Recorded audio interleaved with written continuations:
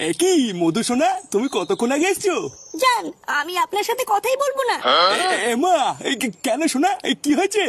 আমি এখানে আপনার জন্য কতক্ষণ ধরে দাঁড়িয়ে আছি আপনি জানেন?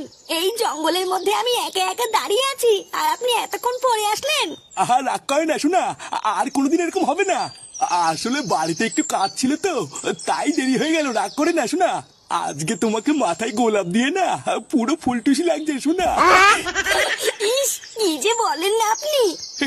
আমার সোনাটা লজ্জা পেয়ে গেছে রে। ওই দেখো মা, তোমাকে আমি বলেছিলাম না, এবার মিলেছে তো। কি? ও সালা বুড়ো মেনসে, তাহলে আমার সন্দেহটাই ঠিক ছিল। নতুন ধুতি পাঞ্জাবি পরে ফাঁটাকে স্কুলে দেওয়ার নাম করে জঙ্গলে এসে এইসব হয়। কি গিন্নি, তুমি এখানে কি করছো? কি নন্টু বাবু, আপনি ওনাকে গিন্নি বলছেন কেন? আপনি যে বলেছিলেন আপনার এখনো বিয়ে হয়নি। আরে বলছিলাম, তুমি চুপ করো। আমার বিয়ে টিয়ে সবই হয়ে গেছে, এবারে আমরা শ্রাদ্ধ হবে। দেখেছো তো মা, আবার বলেছে নাকি ওনার বিয়ে হয়নি। ওরে আদামরা মেনসে, তুই ওকে বলেছিস তোর এখনো বিয়ে হয়নি, তাই না?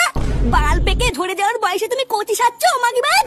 ফুটো, আমি তোকে বলছি, আজকে তুই ওর সাথে এমন পাড়া মারবি যাতে সব রস বেরিয়ে যায়। সারা ঘরে ছেলে বৌমা নাতি থেকে সব তো তোমার রস উঠেছে। হ্যাঁ